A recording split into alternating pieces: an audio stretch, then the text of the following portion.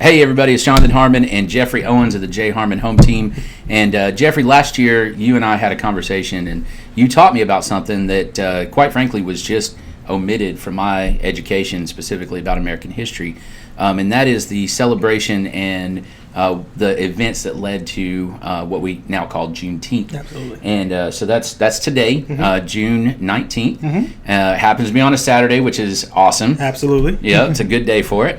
And I just want to help get information out there that other folks may not know. And, it's okay to say, hey, I didn't know about that. Absolutely. As long as now you do. Absolutely. Right? For sure. So tell us kind of that brief history of Juneteenth. Absolutely. So Juneteenth is a day that African Americans celebrate, of course. Essentially, we all know that Abraham Lincoln signed the Emancipation Proclamation, basically abolishing or putting the end to slavery around 1863.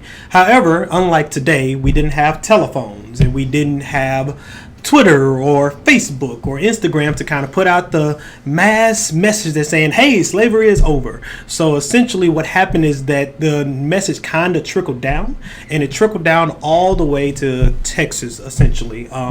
The exact city, if I'm not mistaken, is Galveston, but I do know it is in Texas. And essentially that was where the final slaves finally received word that slavery had indeed ended. And that didn't happen until about 2 or 3 years later. And correct me if I'm wrong, but part of that slow walk of the information was awfully convenient as well. Because let's be honest, they did have horses, and so they could have got from his Emancipation Proclamation to Galveston much quicker than 2 years. Absolutely. I mean, there was definitely a sense of, well, we don't have to tell them just yet, do we? Right. So essentially it became a huge celebration once those final slaves found out that they were actually indeed free. And Juneteenth is where we kind of celebrate that message being passed down to them in order for them to know that, yes, you are indeed free as of this day.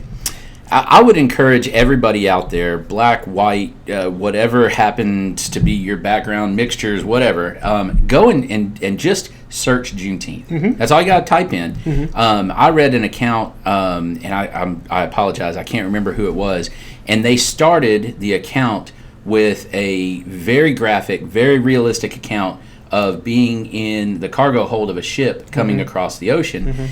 And the idea was, in order to fully understand the celebration of Juneteenth, you have to understand the terrible